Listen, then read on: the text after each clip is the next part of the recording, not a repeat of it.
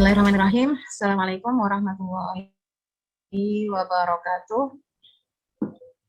Alhamdulillah, nahmaduhu wa nasta'inuhu wa nastaghfiruh wa na'udzu billahi min syururi anfusina wa min sayyiati a'malina. May yahdihillahu fala mudhillalah wa may yudlilhu fala hadiyalah. Asyhadu an la ilaha illallah wahdahu la syarikalah wa asyhadu anna Muhammadan abduhu wa rasuluhu la nabiyya wa la rasula ba'dah. Rabbi shrah li sadri wa yassir li amri wa hlul 'uqdatam min lisani yafqahu qawli amma ba'du. Ibu-ibu, adik-adik sekalian dan teman-teman sekalian yang kami muliakan, alhamdulillah wa syukrulillah, pada siang hari ini kita kembali diizinkan oleh Allah Subhanahu wa taala untuk berada di majelis virtual kita ya, setelah kita libur sesaat untuk menjalani ibadah di bulan Ramadan. Tapi kemarin Ramadan kita juga tidak libur ya, alhamdulillah. Kita langsung bisa memulai kembali aktivitas ini. Harapannya mudah-mudahan mendapatkan limpahan keberkahan dari Allah Subhanahu wa taala, memberikan kebaikan fid dini wad dunya wal akhirah untuk kita semua. Amin ya rabbal alamin. Salawat dan salam juga kita sampaikan kepada Rasulullah Muhammad sallallahu alaihi wasallam yang kita harapkan syafaatnya di yaumil akhir, dan semoga kita semua yang ada di majelis ini dilayakkan oleh Allah Subhanahu wa taala untuk mendapatkan syafaat beliau di yaumil akhir. Amin ya rabbal alamin. Ibu-ibu dan teman-teman sekalian, ya karena ini masih di bulan Syawal ya, meskipun di penghujungnya ya, besok hari terakhir begitu, tidak lupa kami ucapkan taqabbalallahu minna wa minkum sholihal a'mal. Ya, sebenarnya doa ini tidak hanya kita ucapkan di bulan Syawal, tapi bahkan sebagaimana yang termaktub dalam kitab Lataiful Ma'arif yang ditulis oleh Imam Ibnu Rajab Al-Hambali, para salafus soleh dulu tetap saling mendoakan dengan doa ini sampai 6 bulan ke depan. Ya, karena makna doa ini sangat luar biasa ya.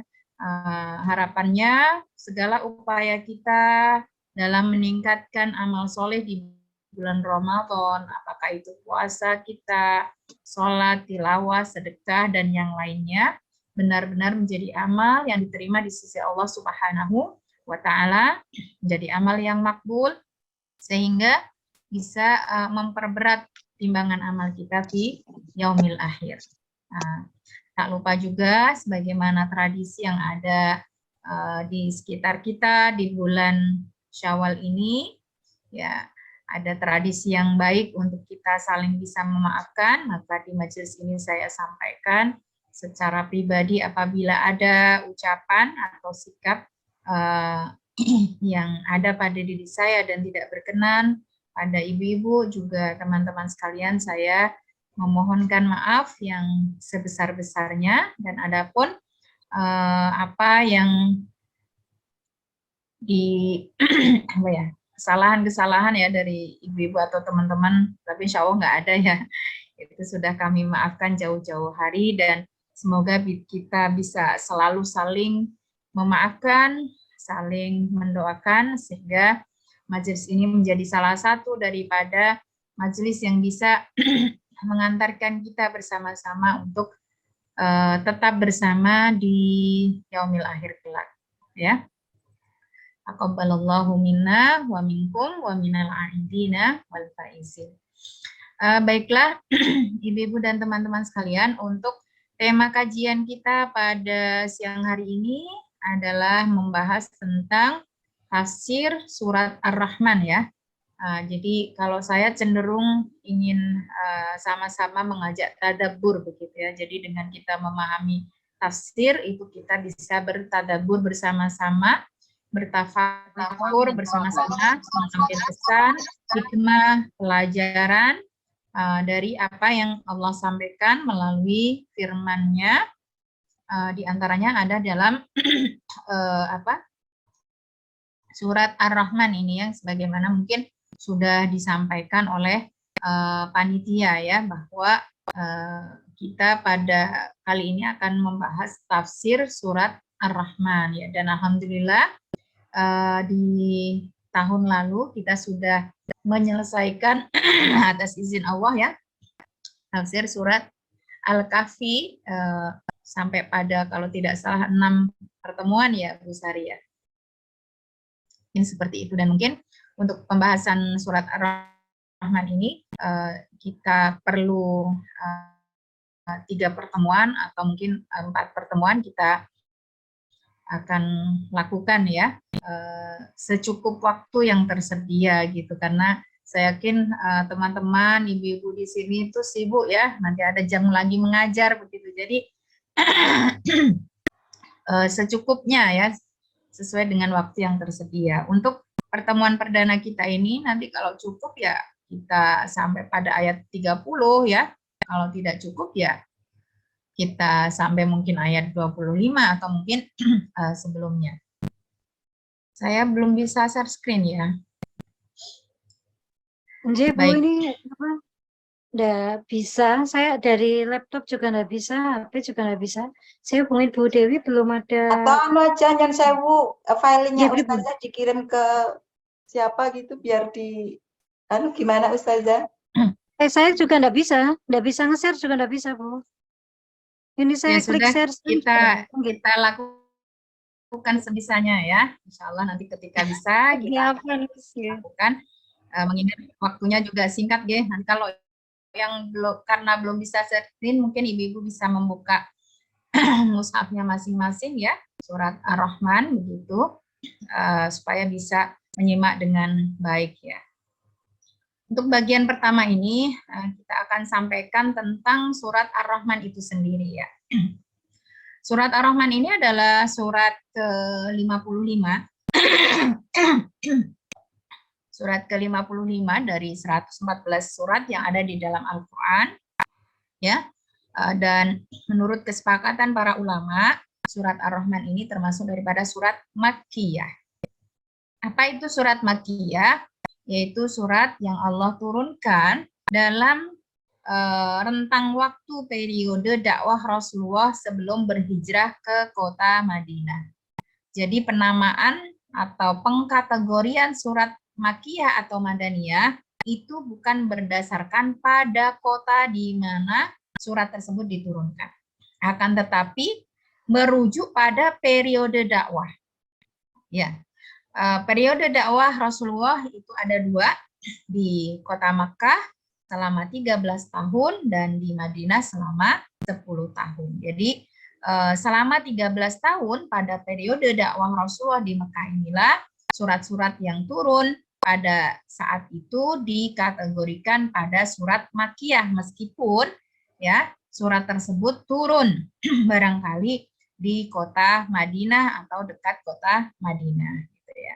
Adapun surat-surat yang diturunkan oleh Allah Subhanahu wa Ta'ala setelah Rasulullah berhijrah ke kota Madinah, meskipun ya beliau sedang berada di kota Mekah ya, ataupun di perbatasan antara kota Mekah dan Madinah, maka surat ini tetap dikategorikan sebagai surat Madaniyah. Nah, seperti itu ya. Jadi penamaan surat Makkiyah atau pengkategorian surat Makkiyah atau Madaniyah itu ditinjau dari periode dakwah, bukan dari tempat diturunkannya surat tersebut. Dan surat ini ada 78 ayat ya, diturunkan sesudah surat Ar-Ra'du, ya, ada juga yang mengatakan sesudah surat Al-Furqan, karena ketika dikaitkan dengan keduanya ini tetap relevan. Jadi kedua pendapat ini bisa diterima kedua-duanya, dan ini tidak masalah dan tidak berpengaruh ya pada intisari yang disampaikan oleh Allah di dalam surat tersebut. Dan yang istimewa, Ibu dan teman-teman ya, dari surat Ar-Rahman ini adalah bahwa surat Ar-Rahman ini merupakan satu-satunya surat yang dinamai dan diawali dengan Asma'ullahil Husna, yaitu Ar-Rahman. namanya surat Ar-Rahman, ayat pertamanya juga Ar-Rahman. Ya. Dan yang lebih unik dan istimewa lagi, di dalam surat ini ada hal yang tidak kita dapatkan pada surat-surat yang lain, yaitu adanya satu ayat, yaitu fabi'ayyi ala'i rabbikuma tukadziban, ya. Insya Allah ayat ini sudah sangat familiar di telinga kita. Nah, ini diulangi oleh Allah Subhanahu wa Ta'ala. Dari 78 ayat itu, 31-nya adalah ayat yang sama. Insya Allah ya. Jadi menghafal surat Ar-Rahman ini tidak sulit karena meski jumlah ayatnya ada 78, tapi 31 ayatnya sama bunyinya, gitu ya.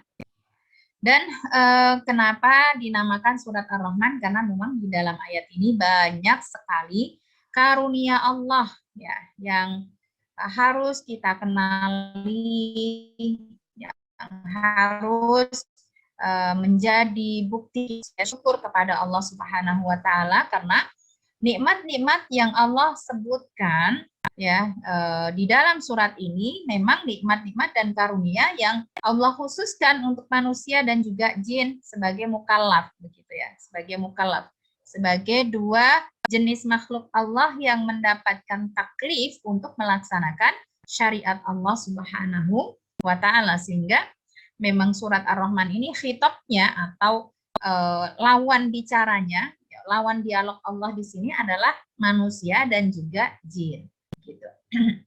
Dan di dalam surat ini juga Allah akan menyebutkan ya macam-macam nikmat surga yang bertingkat-tingkat.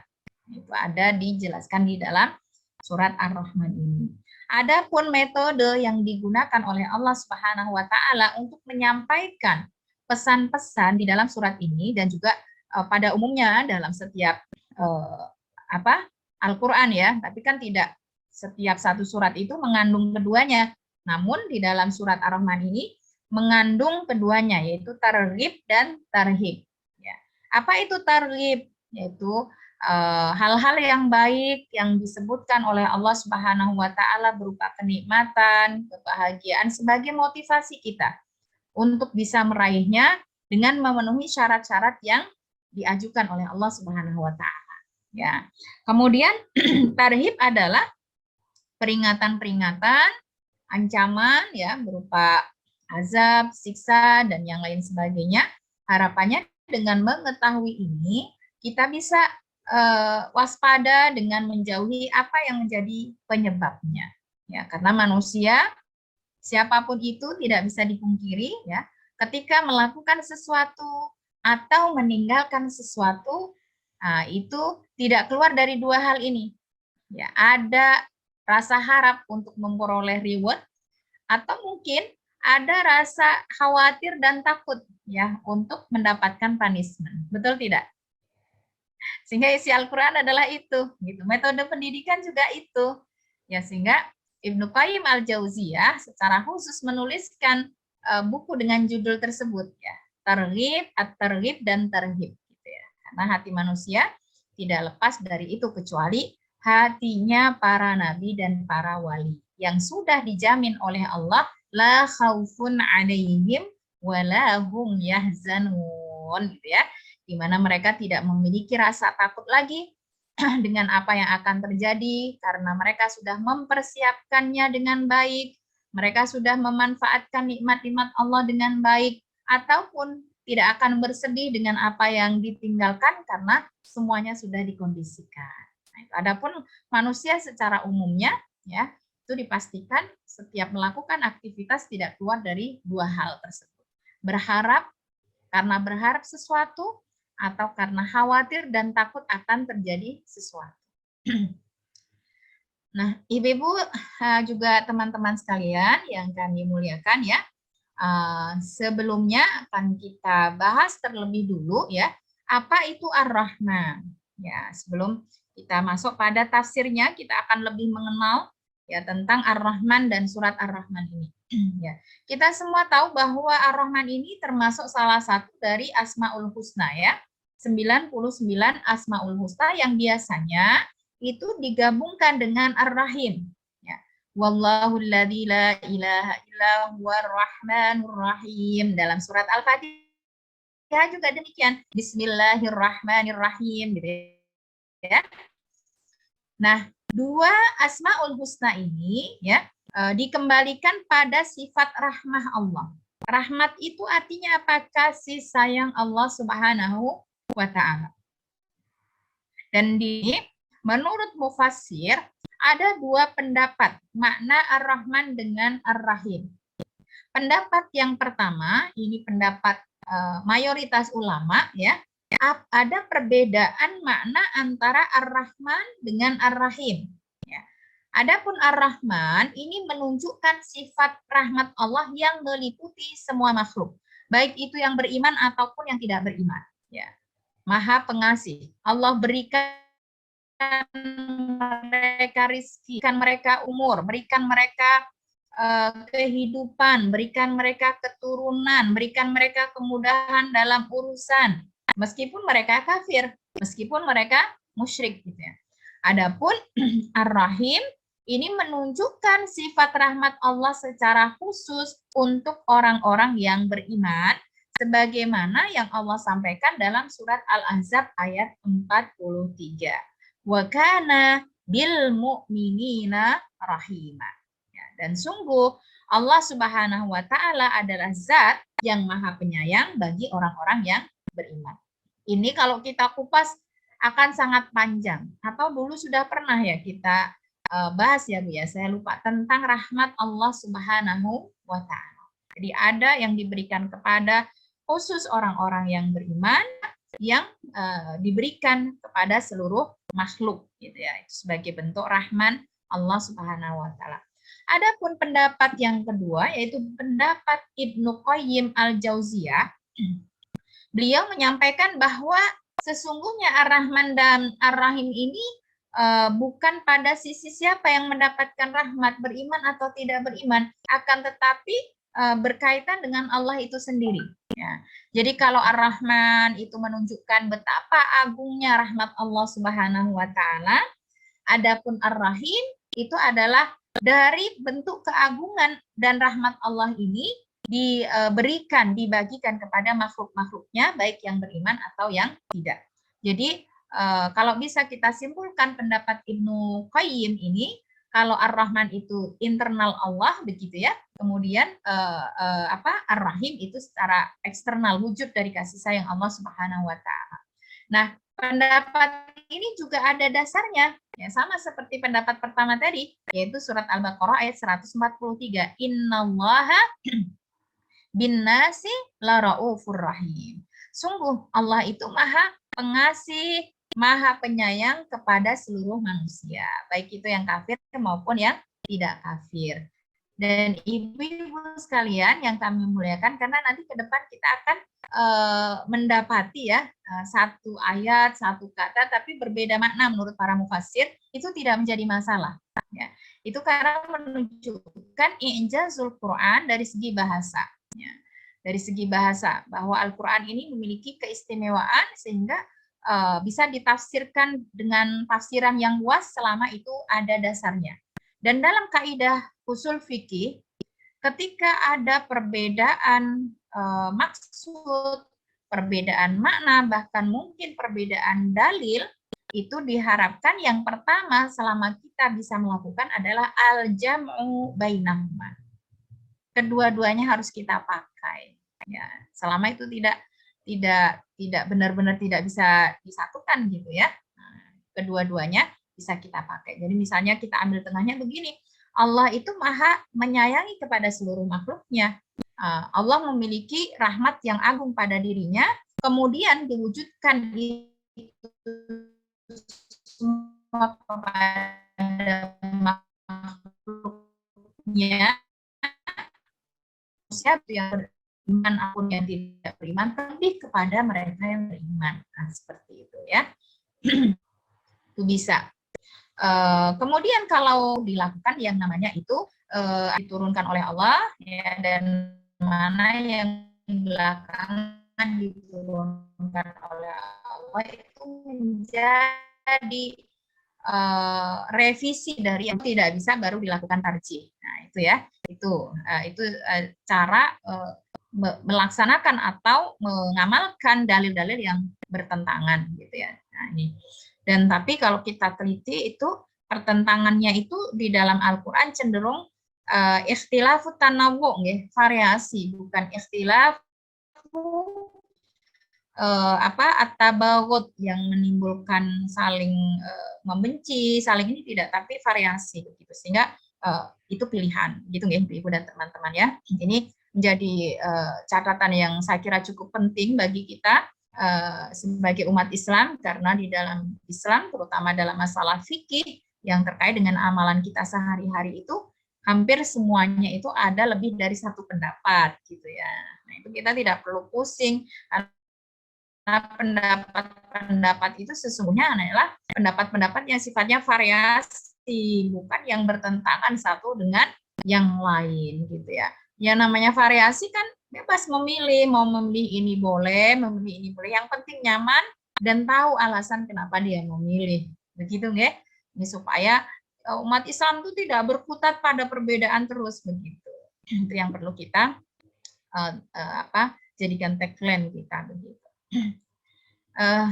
Kemudian, nah ini ibu-ibu ya, tadi jadi bisa disatukan ya bahwa zat Allah itu maha penyayang ya, kemudian kasih sayangnya diberikan kepada hambanya yang beriman dan tidak beriman, terlebih kepada yang beriman ada nikmat-nikmat karunia atau bentuk rahmat yang khusus yang Allah berikan kepada orang-orang yang beriman. Nah, di antara bentuk rahmat yang Allah berikan secara khusus kepada orang-orang yang beriman, yang Allah cintai adalah pemahaman terhadap agama.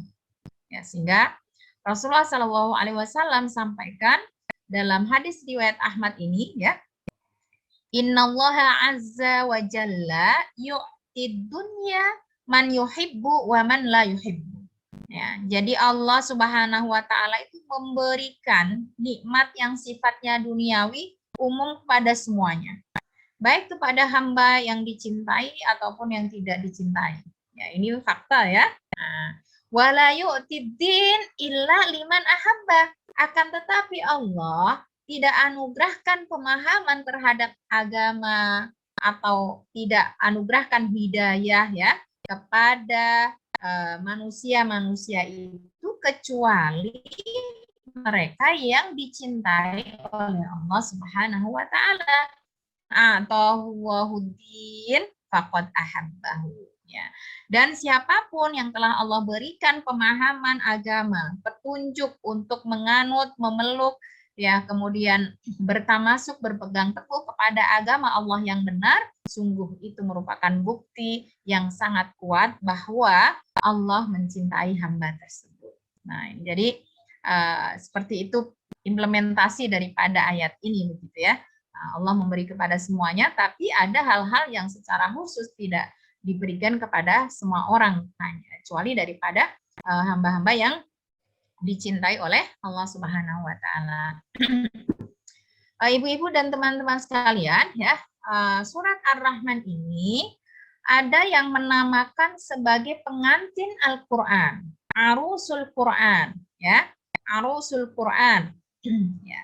Ini sebagaimana disebutkan dalam hadis riwayat Al-Baihaqi dari Ali radhiyallahu anhu bahwa Rasulullah Shallallahu alaihi wasallam bersabda, "Li kulli syai'in arus wa arusul Qur'ani suratul Rahman." Jadi segala sesuatu yang memiliki pengantin, dan pengantin daripada Al-Qur'an itu adalah surat Ar-Rahman ya.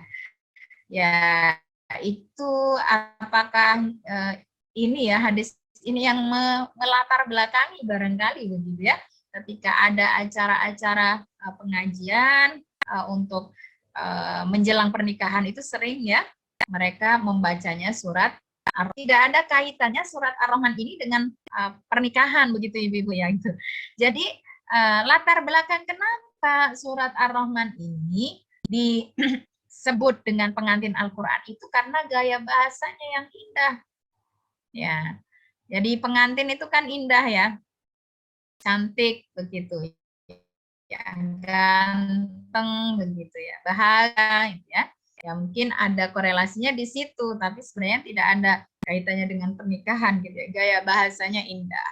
Kemudian juga penekanannya. Ya, jadi surat ini menekankan betul tentang banyaknya karunia dan nikmat Allah Ta'ala, baik itu berupa agama, dunia, dan juga kemaslahatan-kemaslahatan yang Allah ciptakan untuk manusia. Ya, itu kan sebuah nikmat, sebuah keindahan. Sebagaimana indahnya hari-hari pertama orang ketika menikah gitu ya, yang itu nanti dengan berjalannya waktu akan berubah gitu ya. Nah, seperti itu. Kemudian di dalam surat Ar-Rahman ini ada pengulangan satu ayat tadi ya. Fabi ayyi ala'i rabbikuma tukadziban. Sebanyak 31 kali. Nah, ini yang mungkin perlu kita tahu ya, apa namanya, rumus pengulangannya. 8 kali disebutkan setelah penyebutan berbagai nikmat dan karunia Allah, yaitu dari ayat 13 sampai ayat 30. Kemudian yang kedua, 7 kali disebutkan setelah peringatan dan ancaman Allah Subhanahu wa Ta'ala, yaitu dari ayat 32 sampai 45. Kemudian yang ketiga, 8 kali disebutkan oleh Allah ya, setelah Allah menyebutkan tentang nikmat surga secara khusus bagi orang-orang yang takut kepada Allah Subhanahu wa Ta'ala, yaitu yang disebutkan dari ayat 47 sampai 61. Saya mohon maaf nih ya, masih agak batuk begitu. Kemudian terakhir 8 kali diulang oleh Allah ya, setelah Allah menyebutkan tentang nikmat surga yang berkelas-kelas. Yaitu setelah ayat 63 sampai 77. Jadi ada berapa kali? 8, 7, 8, 8. 8 kali 3 plus 7, 31 kali. Ya. Ini pengulangan ayat. Fabi ayyi ala'i rabbikuma tukadziban. Nah, ibu-ibu sekalian yang kami muliakan, salah satu daripada teori balaghiyah ya, ilmu balaghah atau ilmu tentang keindahan bahasa Arab, itu setiap pengulangan itu ada faedahnya, ada fungsinya. Adapun pengulangan ayat Fabi ayyi ala'i rabbikuma tukadziban dalam surat Ar-Rahman ini memiliki 2 faedah atau fungsi. Yang pertama adalah wazifah diniyah, fungsi untuk agama, secara agama, dari sisi agama. Itu apa? Yaitu untuk menguatkan doktrin keimanan kita kepada Allah dan mengokohkan syariat Allah Subhanahu wa Ta'ala. Sehingga tentang karunia, nikmat Allah ini perlu diulang-ulang agar kita tidak menjadi hamba-hamba yang mendustakan Allah Subhanahu wa Ta'ala setelah jelas disampaikan tentang berbagai wujud karunia dan nikmat Allah Subhanahu wa Ta'ala. Begitu ya. Agar kita menjadi hamba yang betul-betul beriman. Kemudian yang kedua adalah wazifah adabiyah. Ya. Secara ilmu bahasa ya, bagaimana tadi yang saya sampaikan, dengan pengulangan ayat yang sama ini beberapa kali di dalam satu surat itu sesungguhnya menunjukkan keindahan gaya bahasa Al-Quran. Ya, sastra Al-Quran, estetika yang tinggi. Dan ini masuk kepada i'jazul Quran. Ya, kemukjizatan Al-Quran. Karena kemukjizatan Al-Quran itu ada 4 jenisnya ya. Yang pertama adalah al-ijaz al-lughawi dari sisi bahasa, sastra dan gayanya ya. Kemudian yang kedua adalah al-ijaz al-ilmi dari sisi ilmu pengetahuan, ya, itu Al-Quran itu adalah ilmu dan sumber daripada semua ilmu pengetahuan.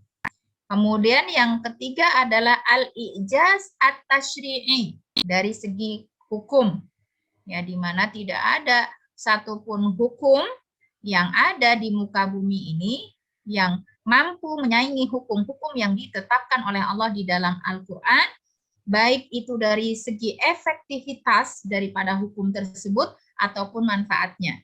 Ya.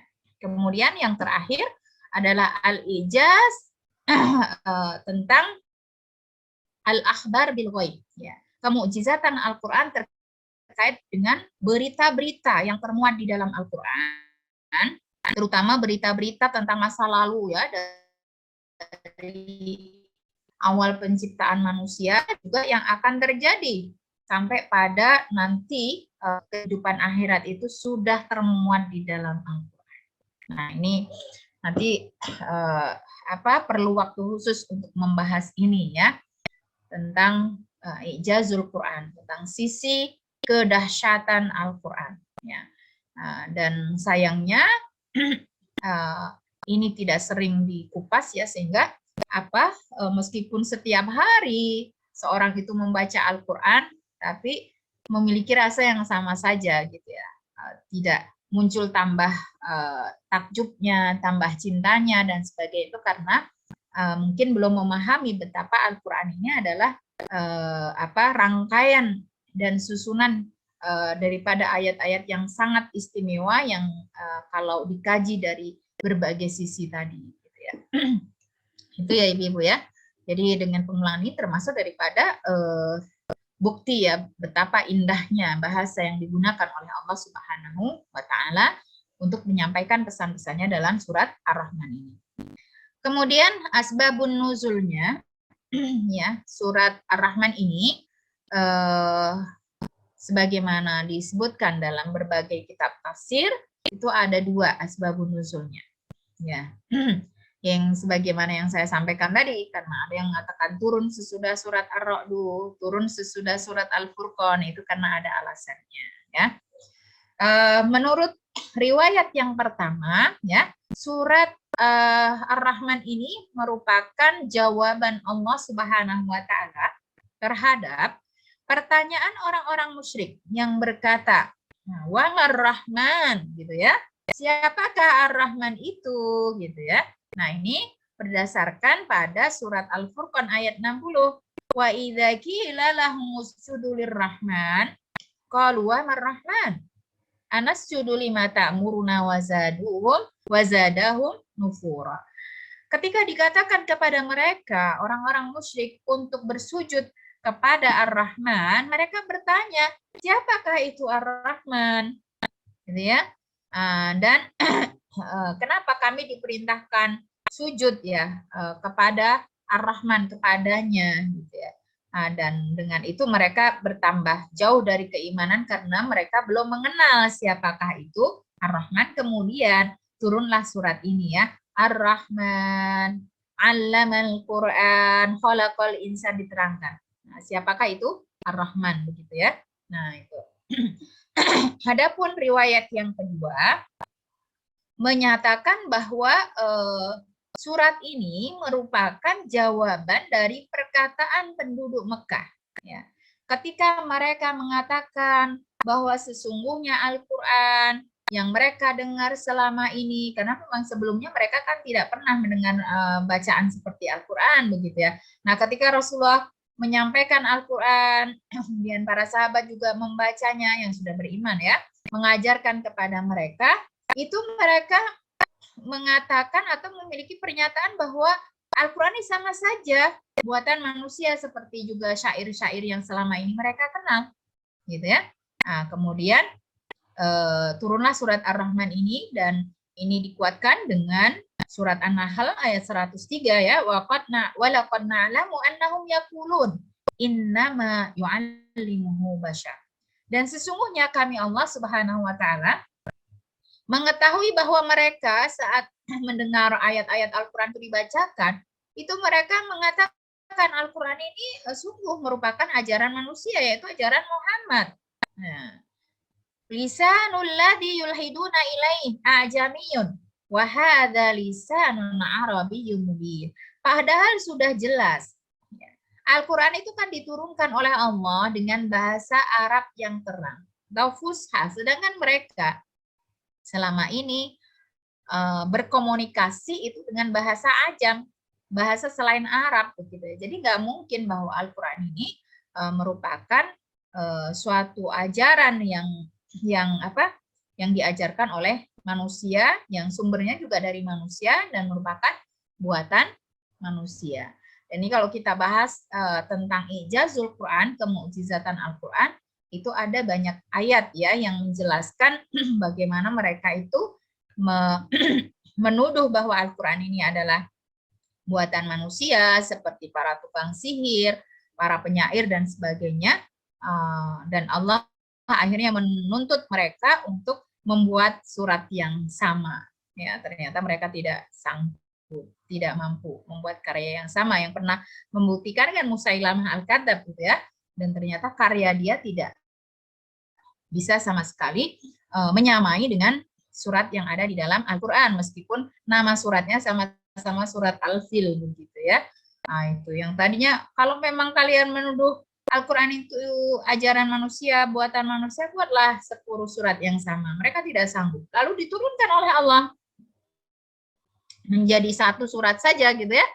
Silakan kalian kerahkan ya manusia, jin, ya ahli syair dan yang lain sebagainya, ternyata tidak bisa juga, sehingga sampai Allah mengatakan kul lain ijtama'atil ins wal jin wa ala ayyatu bimithli hadzal Qur'an la ya'tuna bimithlihi walau kana ba'dhum li ba'dhin dhahir. Katakan wahai Muhammad, seandainya pun mereka itu berkolaborasi antara manusia dengan jin untuk membuat karya yang serupa dengan Al-Qur'an, mereka tidak akan pernah mampu untuk membuat karya yang serupa dengan Al-Quran meskipun mereka berusaha dan bekerja sama. Ya, sehingga turunlah surat Ar-Rahman ini sebagai jawaban dari pernyataan mereka ya. Ar-Rahman 'allamal Qur'an, bahwa yang mengajarkan Al-Quran itu bukan manusia, tapi adalah Ar-Rahman, itu Allah Subhanahu wa Ta'ala. Sampai di sini insya Allah bisa diterima dengan baik ya Ibu ya. Nah, baik, kita lanjutkan. Berikutnya adalah tentang keutamaan surat Ar-Rahman. Tentang keutamaan surat Ar-Rahman ini yang disampaikan oleh Rasulullah SAW dalam hadis riwayat At-Tirmidzi. Kharaja Rasulullah SAW ala ashabihi faqara'a alaihim surat Ar-Rahman min awwaliha ila akhiriha. Ya, pada suatu hari Rasulullah menemui para sahabat beliau. Ya, kemudian dalam halakoh atau pertemuan tersebut, beliau Rasulullah SAW membacakan kepada mereka surat ini, yaitu surat Ar-Rahman, dari ayat pertama sampai ayat terakhir, 78 ayat. Dan saat Rasulullah membacakan ayat ini, fasakatu, semua sahabat terdiam. Tidak ada yang komentar apapun. Lalu Rasulullah bersabda, laqad qara'tuha 'alal jinni lailatal jin fakanu ahsana mardudan minkum. Ya. Sungguh saya sudah pernah membacakan surat ini kepada para jin saat ada pertemuan dengan jin ya.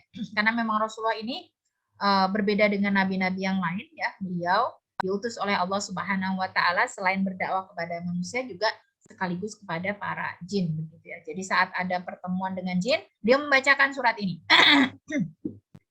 Dan kata beliau, fakanu ahsana mardudan minkum. Ya, sungguh para jin itu ketika saya membacakan surat ini, mereka memiliki respon yang lebih baik dari kalian. Nah, tadi saat Rasulullah membacakan, mereka semua diam.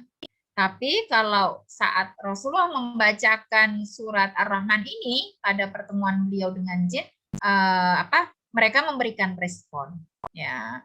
Kullama ataitu ala qaulihi, ya setiap kali Rasulullah membaca fabi ayyi ala rabbikuma tukadziban sebanyak 30 kali, para jin itu memberikan respon dengan mengungkapkan la bi syai'in min ni'amika rabbana nukadzibu falakal hamd.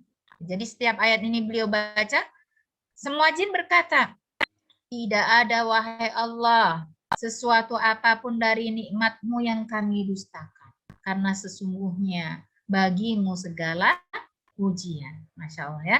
Jadi kalau para sahabat tadi diam saja mendengarkan surat Ar-Rahman ini dibacakan, kalau para jin setiap bertemu dengan ayat ini, mereka memberikan respon bahwa mereka tidak mendustakan satupun nikmat yang Allah berikan dan mereka senantiasa memuji Allah Subhanahu wa Ta'ala. Itu perbedaan respon ya antara manusia dengan jin saat mendengarkan surat Ar-Rahman ini dibacakan. Maka kita bisa mengambil pelajaran ibu-ibu setiap kita mendengar surat Ar-Rahman ini dibacakan, lalu yang membacakan atau kita sendiri yang membaca sampai pada ayat ini fabi ayyi ala'i rabbikuma tukadziban, kita bisa merespon baik itu secara lisan maupun dengan hati kita bahwa sesungguhnya kita tidak mendustakan nikmat Allah Subhanahu wa Ta'ala, ya, tidak ada satupun yang kita dustakan, bahwa sesungguhnya semua nikmat itu datang dari Allah Subhanahu wa Ta'ala, ya, dan segala pujian itu hanya bagi Allah Subhanahu wa Ta'ala.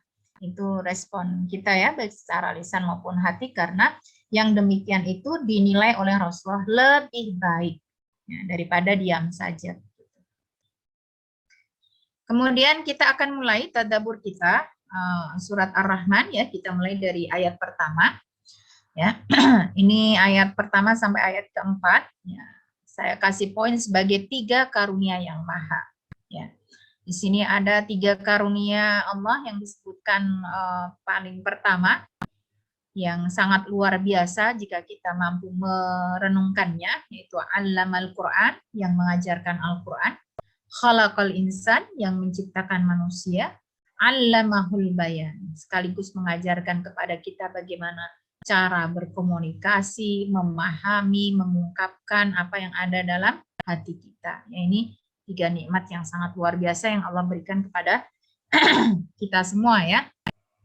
Dan tadi kita sudah sampaikan ya, Ar-Rahman ini zat yang maha pemberi, pengasih ya pada seluruh makhluknya, baik itu yang taat ataupun yang bermaksiat. Nah, di antara wujud rahmat Allah terkhusus kepada orang-orang yang beriman adalah 3 karunia, dan juga bisa di antaranya kepada orang-orang yang tidak beriman.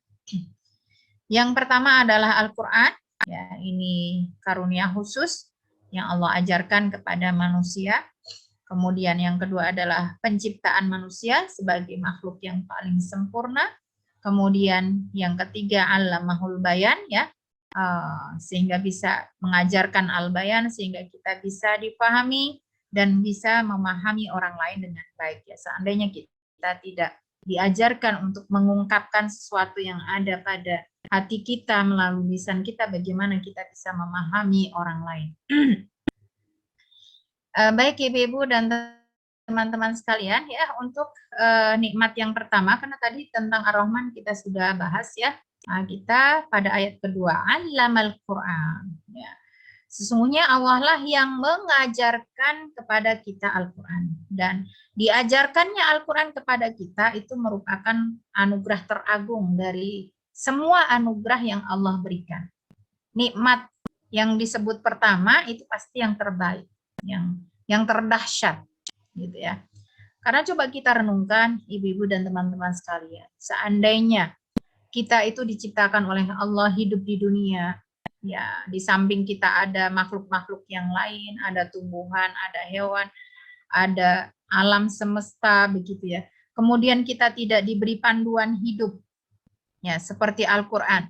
Mana yang halal, mana yang haram, mana yang boleh, mana yang tidak boleh, mana yang bermanfaat, mana yang berbahaya, dan juga panduan-panduan yang lainnya untuk melakukan penelitian-penelitian dari ilmu pengetahuan yang ada, baik itu kedokteran, sains, ataupun yang lainnya, kan semuanya sebenarnya dari Al-Quran, sehingga semua ilmuwan dulu itu berasal dari golongan kaum muslimin begitu ya. Itu. Dan puncaknya adalah di masa dinasti Abbasiyah gitu ya.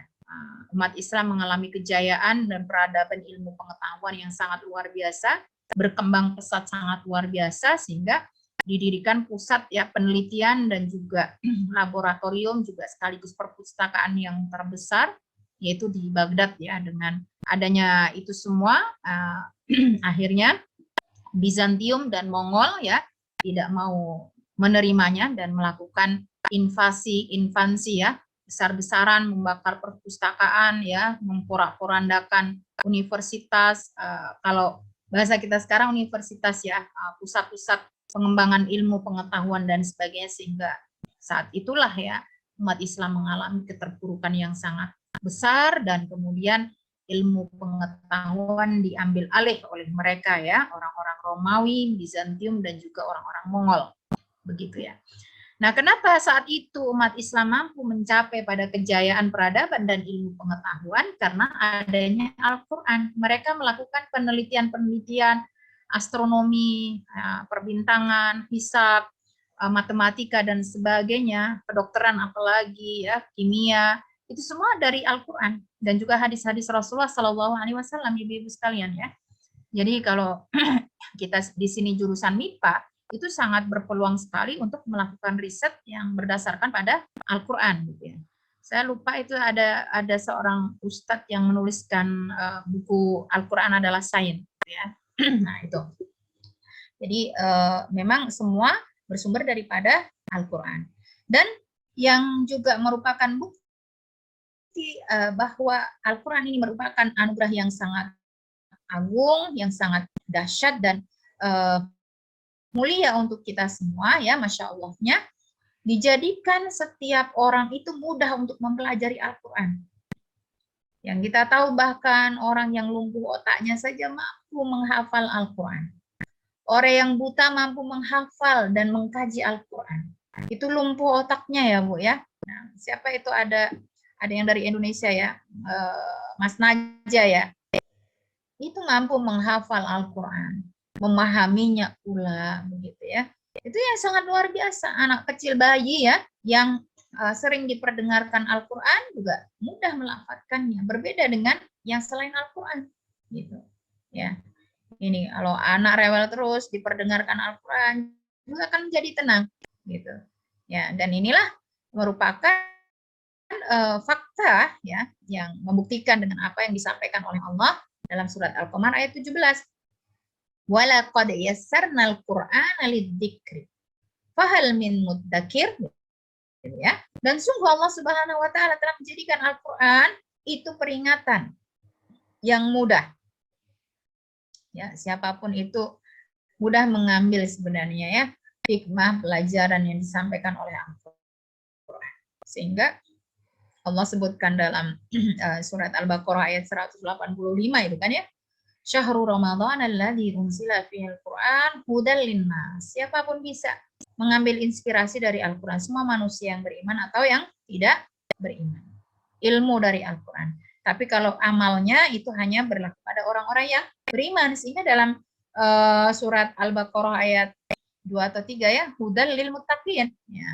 Nah, ini lagi-lagi ada perbedaan ya. Nah, hidayah itu ada dua, hidayatul ilmi, hidayatul amal. Kalau masalah ilmu, orang beriman ataupun tidak beriman bebas mengambil ilmu dari Al-Quran. Tapi kenapa orang yang mengambil referensi dari Al-Quran tidak semua mengamalkan? Karena dia tidak mengimaninya, gitu ya. Maka untuk mengamalkannya itu ya kalau seseorang itu sudah menjadi orang yang beriman. Ya, hudal lil muttaqin, akan menambah ketakwaan dia kepada Allah Subhanahu wa taala dengan keyakinan yang dia miliki terhadap kebenaran daripada Al-Qur'an, karena Al-Qur'an itu la raiba fi gitu ya. Tidak diragukan kebenarannya begitu. Nah, di sini ada pertanyaan dari Allah, fahal min muddakir. Sudah dimudahkan oleh Allah. Nah, kamu mengambil enggak pelajaran yang Allah sampaikan dalam Al-Quran. Padahal sesungguhnya pelajaran-pelajaran yang Allah sampaikan di dalam Al-Quran sangat mudah untuk dipahami ya, untuk diamalkan. Nah, seperti itu ya. Nah, sayangnya itu tadi, kalau tidak ditadaburi, tidak dibahas tafsirnya, sekedar membaca, meskipun dengan membacanya saja itu kita mampu mengumpulkan pahala yang sangat banyak, kebaikan yang sangat banyak, itu sesungguhnya belumlah cukup ya, kecuali kita mampu mengambil intisari pelajaran yang Allah sampaikan di dalam Al-Quran. Dan juga alasan dari kenapa karunia diajarkannya Al-Quran oleh Allah Subhanahu wa Ta'ala kepada manusia ini menjadi nikmat yang teragung, karena sesungguhnya Al-Quran adalah panduan hidup ya, yang mendatangkan kebahagiaan dunia dan akhirat. Sebagaimana yang Allah sampaikan dalam surat Toha ayat 1 sampai 2. Toha ma anzalna alaikal Qur'ana litashqa, ya. Kami tidak menurunkan Al-Qur'an itu kepada Muhammad agar ia susah, agar kita susahnya. Ini berlaku mafhum mukhalafah. Jika Al-Qur'an itu tidak diturunkan agar kita susah, nah sebaliknya berarti memang Al-Quran itu diturunkan agar kita bahagia. Karena kalau kita renungkan, tidak ada orang yang sengsara karena mengikuti Al-Quran, atau mengamalkan Al-Quran, atau rugi, gitu ya, atau mungkin sakit dengan mengikuti panduan yang ada di dalam Al-Quran, atau jatuh miskin dan sebagainya, tidak ada. Itu sudah dijamin oleh Allah. Ya, nah, sehingga dari sinilah para mufassir menyampaikan bahwa kebahagiaan ataupun kesengsaraan seseorang itu sangat amat sekali tergantung kepada bagaimana dia berinteraksi dengan Al-Quran. Nah, ini luar biasa ya Bu ya, perlu direnungkan ya. Bahagia susahnya orang itu tergantung ya terhadap bagaimana dia berinteraksi dengan Al-Quran. Bagaimana hubungan dia dengan Al-Quran. Jika hubungannya dengan Al-Quran tidak baik-baik saja, ya itu akan mudah susah, akan mudah sulit, begitu ya. Tapi bagi mereka yang memiliki hubungan baik dengan Al-Quran, insya Allah ya, meski level ujiannya sama, bentuk ujiannya sama, itu bisa kan yang jadi satunya jadi ujian, satu jadi musibah, tergantung bagaimana sikapnya gitu. Nah, sikap ini dipengaruhi oleh bagaimana dia berinteraksi dengan Al-Quran. Misalnya ada orang sama-sama diberikan ujian finansial, yang satu dia tenang-tenang saja. Kenapa? Karena dia yakin Rabb dia maha kaya, gitu ya. Dan tidak ada cobaan dan ujian kecuali itu sudah diukur sesuai dengan kapasitas yang dia miliki. Tapi yang ada ada juga yang dengan ujian finansial itu fana'udzubillah min dzalik ya, sampai bunuh diri, sampai mungkin melakukan tindakan kriminal seperti merampok, korupsi dan yang lain sebagainya, fana'udzubillah min dzalik gitu ya. Dan itu sangat dipengaruhi dengan bagaimana interaksi dia dengan Al-Qur'an. Seperti itu ya. Insyaallah ini silakan nanti direnungkan masing-masing, dan juga ini tentunya menjadi bahan perenungan untuk saya pribadi begitu ya. Seperti itu. Itu nikmat yang pertama. Kemudian nikmat yang kedua adalah khalaqal insan. Ya. Allah menciptakan manusia. Menciptakan kita semua sebagai manusia, bukan sebagai jin, bukan sebagai malaikat, bukan sebagai iblis gitu ya, tapi sebagai manusia. Itu merupakan karunia yang sangat luar biasa. Kenapa? Karena status manusia itu sangat berbeda dengan makhluk-makhluk yang lain yang diciptakan oleh Allah Subhanahu wa Ta'ala. Sehingga kalau dalam surat Al-Fatihah Allah sampaikan bahwa Allah adalah Rabbul Alamin, ya, Rabb semesta alam. Rabb itu pengatur, pemilik ya, kemudian raja, ya, pencipta gitu ya. Tapi secara khusus dalam surat An-Nas Allah membuat pernyataan bahwa dia adalah Rabbun Nas gitu ya. Nah, ini kalau dalam usul fikih khos ba'dal am itu adalah ada lafadz umum, ada lafadz khusus, berarti yang khusus ini istimewa. gitu ya. Nah, dari mana sisi istimewanya? Nah, mari kita renungkan bersama-sama. Dalam surat Al-Isra ayat 70, Allah Subhanahu wa taala sampaikan, "Walaqad karramna bani Adam." Sungguh kami telah muliakan anak cucu Adam. Wa hamalnahum fil barri wal bahri. Ya. Anak cucu Adam itu bisa loh ibu-ibu, kita semua itu hidup baik itu di darat maupun di laut. Kita bisa ya. Melakukan perjalanan darat bisa, laut bisa, bahkan juga udara yang terbaru. Ada yang bisa membangun rumah di daratan, ada juga di laut. Ada suku Bajo dan juga kawan-kawannya itu kan mereka membangun rumahnya di atas lautan. Meskipun tidak di tengah-tengah sekali begitu ya. Wa razaqnahum minat thayyibat. Nah, terlebih lagi di sini bahwa Allah Subhanahu wa taala itu memberi kita rizki hanya yang baik-baik. Ya.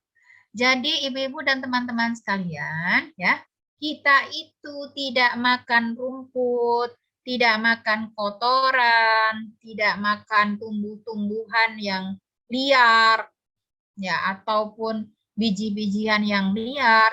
Itu bukan karena kita tidak mau, memang sudah diciptakan, fitrahnya begitu.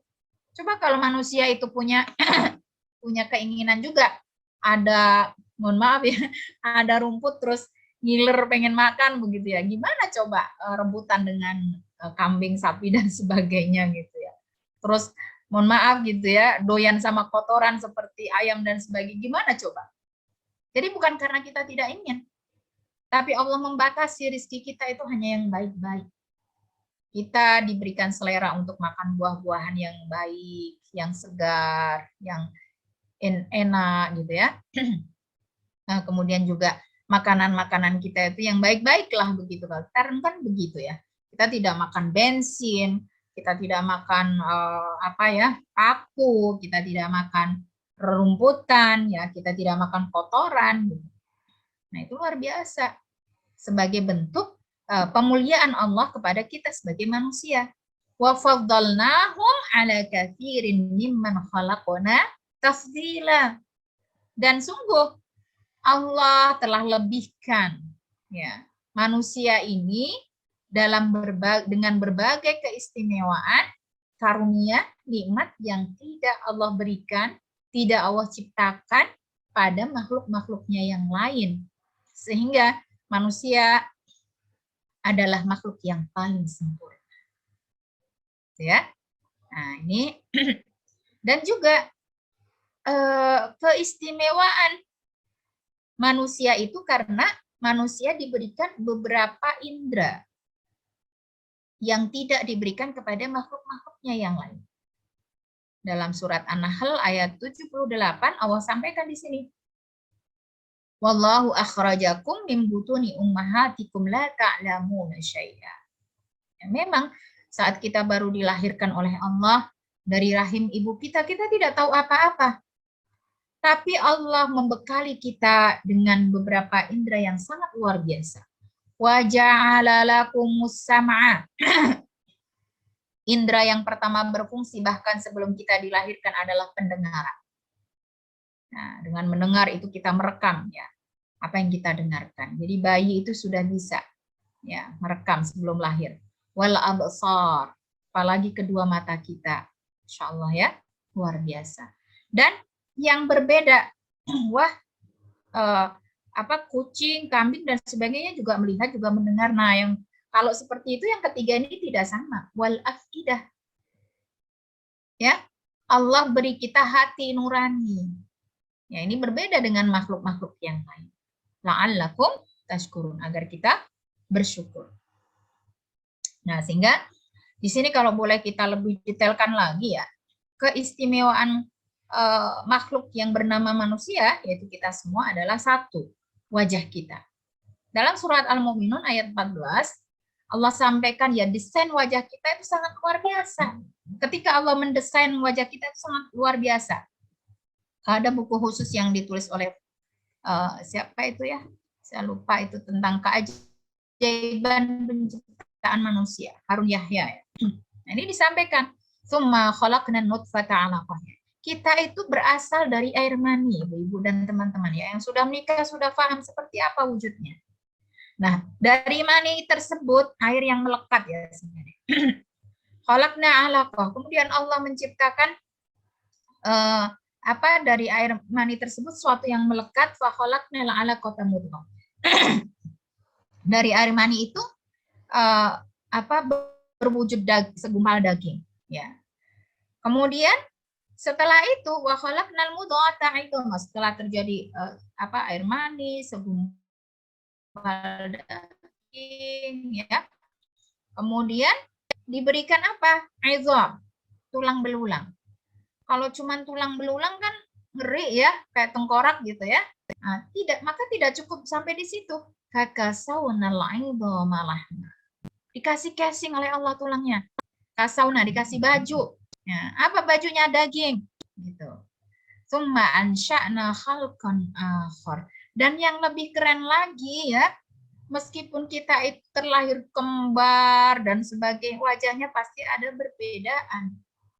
Ya, satu dengan yang lain. Padahal di dunia ini ada berapa wajah gitu ya. Luar biasa ini, dari wujud air yang sama tapi yang keluar beda-beda, wujudnya berbeda-beda.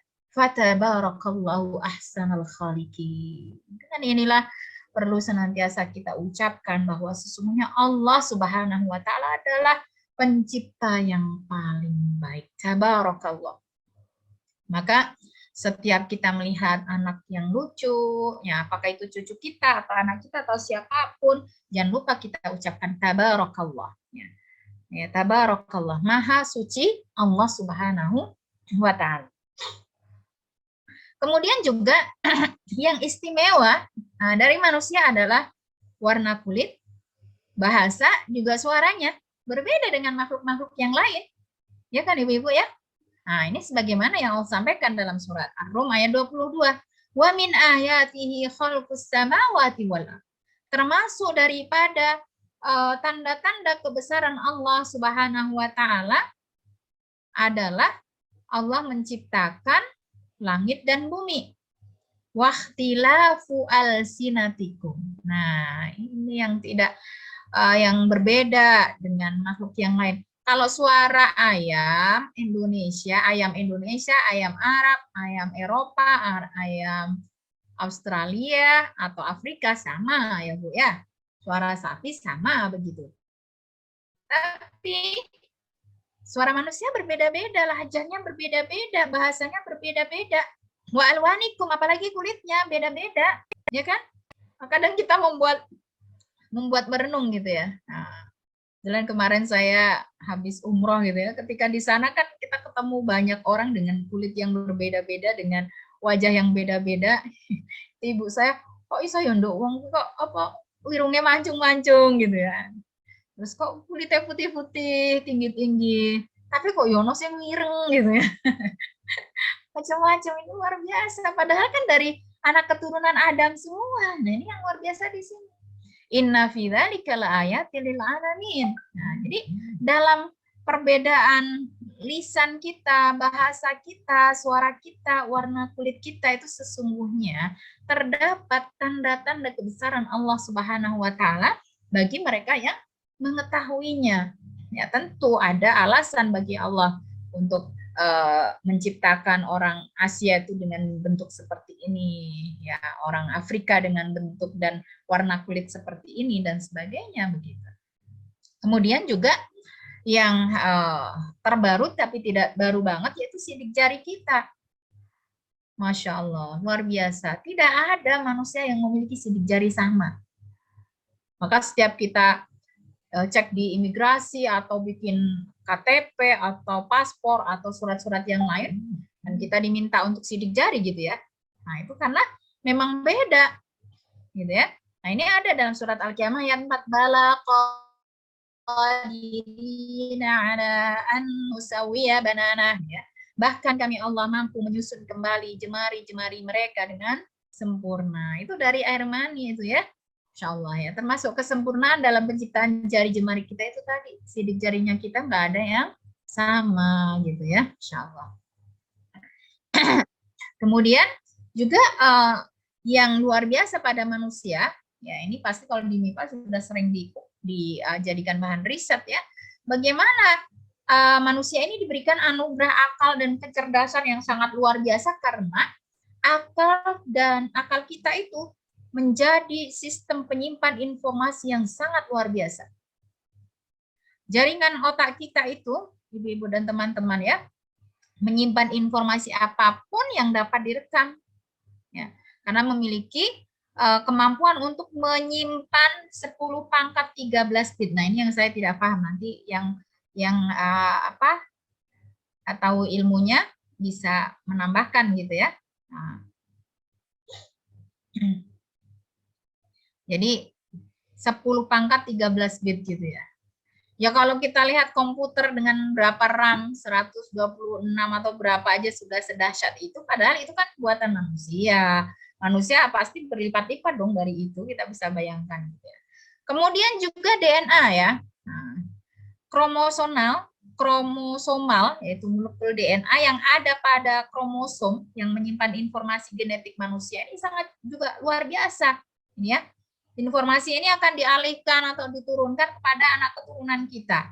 Nah, sehingga untuk mengetahui itu anak kita atau bukan kan ada tes DNA. Ya. Ini mampu menyimpan memori sebanyak 2 kali 10 pangkat, ya, 10 bit. Nah, nanti silakan dijelaskan ya yang memiliki ilmunya, kalau saya tidak bisa ini. Ini ilmu baru yang perlu penjelasan dari ahlinya. Ya. Di kapasitas menyimpan informasi DNA ini kalau dibukukan itu setebal 2 juta halaman, ibu-ibu ya, atau 4 jilid serupa dengan 500 halaman, kan keren banget gitu ya, ini luar biasa gitu ya. Kemudian jaringan otak, kemudian DNA jantung kita ya. Jantung kita itu setiap menitnya berapa kali berdenyut? Yang normal itu 70 kali. Ya. Sehingga dalam setahun jantung kita itu berdenyut sebanyak 30 juta kali. Nah, dan perjalanan darah itu apabila diukur dimulai dari paru-paru sampai jantung akan mengalir melalui urat darah ke seluruh tubuh itu sepanjang 96 km. Setiap kali putaran itu hanya perlu waktu 23 detik, bayangkan. Ya, 23 detik. 96.000 kilo. Nah, luar biasa kan ini. Maka ini fakultas MIPA harus banyak melakukan riset ini berdasarkan Al-Qur'an, ini bisa jadi disertasi ya, bisa jadi tesis begitu. Luar biasa. Ini ya, dibarengi dengan ayat-ayat dan hadis begitu ya. Inilah kenapa Allah Subhanahu wa taala sampaikan laqad khalaqnal insana fi ahsani taqwim. Sungguh Allah ciptakan manusia itu dalam bentuk yang sebaik-baiknya. Dan juga Allah perintahkan kita untuk meneliti, merenungkan apa yang ada pada diri kita. Agar kita semakin bisa mengenal diri dan mengenal Allah Sang Pencipta kita. Wa fi anfusikum afala tubsirun. Apakah kalian itu tidak pernah memperhatikan bagaimana Allah menciptakan diri kalian? Bagaimana mata kalian, alis kalian, lisan kalian, telinga kalian, dan yang lain sebagainya. Nah, itu diharapkan untuk kita renungkan gitu ya. Kemudian nikmat terdahsyat, habis waktunya ya Bu ya. Ustazah, ya. Untuk waktunya sudah habis, apakah perlu ada tambahan waktu? Boleh nggak saya selesaikan slide ini? Ini Allamahul Bayan ini ya. Boleh ya? Ini aja satu slide ini ya. Yang 3 nikmat terdahsyat kan 3 ya. Yaitu Allamahul Bayan. Ya. Yang mengajarkan kita al-bayan. Nah, di sini ada 2 perbedaan pendapat tapi bisa digabungkan semuanya ya. Al-bayan menurut sebagian mufassir bermakna perkara halal dan haram. Ya, ini sangat penting bagi kita dan ini menjadi karunia juga buat kita. Karena ternyata setelah diteliti ya yang halal itu pasti karena mendatangkan maslahat dan kebaikan dan yang diharamkan itu memiliki kemudorotan, bahaya. Kenapa kita Allah ciptakan babi tapi haramkan untuk kita babi? Nah, nanti silakan dilakukan riset. Ya, bagaimana apakah mengkonsumsi daging babi itu sehat untuk tubuh kita?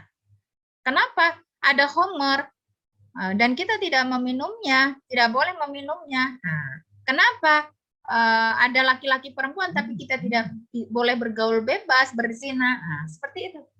Ya. Nah, itu merupakan karunia. Kemudian yang mayoritas ulama, mayoritas mufassir menyampaikan al-bayan itu adalah maksudnya kemampuan untuk mengungkapkan apa yang ada dalam hati kita. Kita ungkapkan dengan susunan kata-kata, ya, dengan bahasa tubuh, bahasa verbal, dan yang lain sebagainya, bahasa tulisan. Itu yang tidak Allah berikan dan ajarkan kepada makhluk yang lain. Bahkan dalam surat Al-Alaq ayat 4-5 Allah sampaikan alladzi 'allama bil qalam 'allamal insana ma lam ya'lam, ya. Allah lah yang mengajarkan kita tulis menulis dengan pena. Ada nggak selain manusia bisa menulis? Tidak ada gitu kan. Tapi sayangnya sekarang sudah tidak lagi pakai pena ya. Makanya kalau ada ujian nulis pakai tangan itu jadi masalah baru gitu ya. Biasa pakainya komputer, gadget gitu ya. Nah, dan mengajarkan semua yang tidak diketahui oleh manusia. Ini karunia yang sangat luar biasa. Karena dengan tulisan itu semua pemikiran, kabar, berita bisa terdokumentasikan. Ya, sehingga kita bisa membaca hadis-hadis Rasulullah itu karena apa? Karena ini allama bil qalam, ada yang mendokumentasikan. Murid-murid Imam Bukhari, Imam Muslim itu mendokumentasikan. Ya, sebagai contohnya ibu-ibu mungkin dan juga teman-teman perlu kami sampaikan. Sebenarnya ada ulama yang lebih faqih dari Imam Syafi'i, Imam Malik, Imam Hambal, namanya Imam Al-Laits. Imam Al-Laits. Jarang kan dikenal. Kalau Imam Syafi'i dan 4 mazhab itu kan kita kenal. Kalau Imam Laits meskipun lebih alim, lebih banyak ilmunya, kenapa kita tidak kenal? Karena sayangnya murid-murid Imam Al-Laits ini tidak mendokumentasikan ilmu beliau, tidak mencatat, gitu. Makanya sekarang kan mahasiswa disuruh nulis jurnal, ngambil dari jurnal-jurnal yang terdahulu, gitu ya, yang terbaru. Nah itu kan ada bukti dokumentasi, gitu, dokumentasi ilmu. Jadi kita tidak lagi kulak buku dari mana gitu ya. Sudah ada penelitian terdahulu yang terdokumentasikan dengan baik. Kita tinggal buka ya database-nya begitu ya. Seperti itu. Ini adalah karunia dari Allah Subhanahu wa taala yang tidak diberikan kepada makhluk yang lain ya. Dan Masya Allah ya, ternyata baru sampai ayat 4 gitu.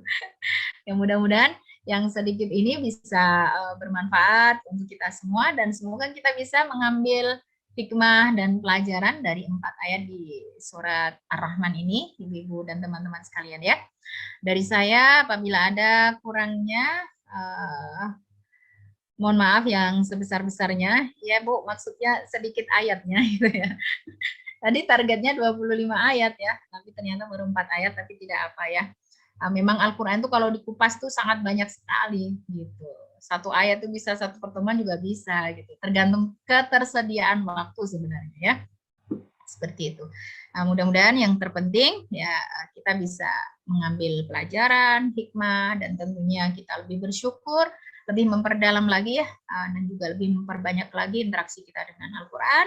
Tidak sebatas hanya membaca dan tilawah saja tentunya, tapi juga dengan membaca tafsir dan tadabburnya, dan alhamdulillah kita ada fasilitas kajian ini, insya Allah meski sedikit-sedikit kita bisa tadabbur bersama begitu ya. Demikian yang bisa saya sampaikan, kurang lebihnya mohon maaf. Wabillahi taufiq wal hidayah wal afu minkum wa barakallahu fikum. Wassalamualaikum warahmatullahi wabarakatuh.